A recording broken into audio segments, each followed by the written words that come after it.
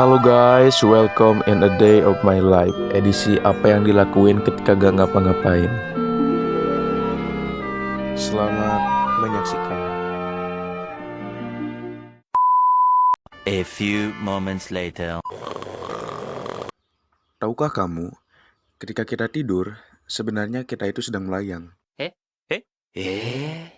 Karena menurut fisika kuantum, tidak ada satupun benda yang bisa saling bersentuhan satu sama lain.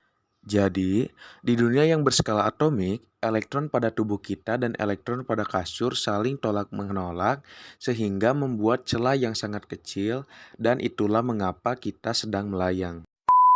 5 minutes later. Setelah bangun, terus siap-siap dan meluncur.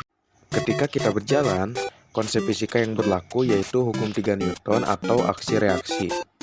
Kita mendorong tanah menggunakan kaki ke belakang. Sebagai reaksinya, tanah mendorong kaki kita ke depan dan kita berjalan.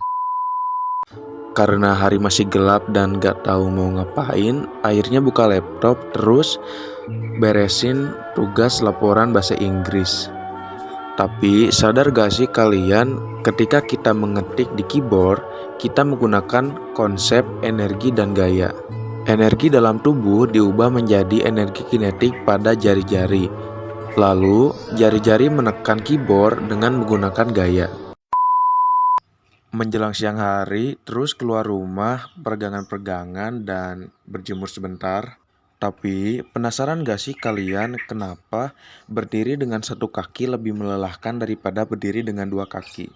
Dalam mekanika fluida, semakin luas penampang, maka akan semakin kecil tekanannya. Jika kita mengangkat kaki kiri, yang terjadi adalah semua tekanan akan berpusat pada kaki kanan. Itulah mengapa berdiri dengan satu kaki lebih melelahkan.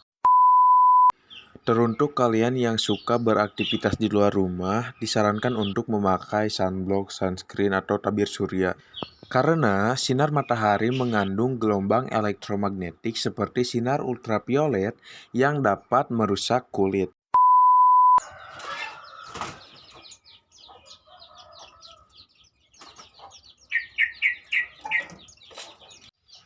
Karena persediaan air mulai habis, jadi mari kita beli galon. Tapi tahukah kamu, ketika kita mengangkat galon, ada salah satu gaya yang bekerja, yaitu gaya otot. Gaya ini bekerja ketika kita menarik, mendorong, atau mengangkat suatu beban.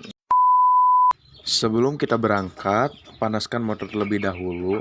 Dan for your information, pada sepeda motor berlaku gaya gerak berubah beraturan atau GLBB dan juga gaya gesek. Semakin kasar permukaan suatu benda, maka semakin besar gaya geseknya. Sebaliknya, semakin halus permukaan suatu benda, maka semakin kecil gaya geseknya. Menjelang tengah hari, karena emang gak lagi ngapa-ngapain, akhirnya ngasih makan ayam. Alasan kenapa pakan ayam ini jatuh ke bawah karena adanya gravitasi. BTW dia namanya Betsy, ayam petelur. Kira-kira umurnya ada sekitar 1 windu. Berhubung sebentar lagi musim mangga dan rambutan, mari kita melatih keterampilan tangan kita. Wow, ternyata batu yang dilemparkan tadi membentuk gerak parabola. Setelah berpanas-panasan, airnya ngadem, terus nyalain kipas. Kipas ini mengubah energi listrik menjadi energi kinetik. Mungkin cukup sekian untuk hari ini, sisanya mode hemat daya alias rebahan atau inersia. Arigatou gozaimashita.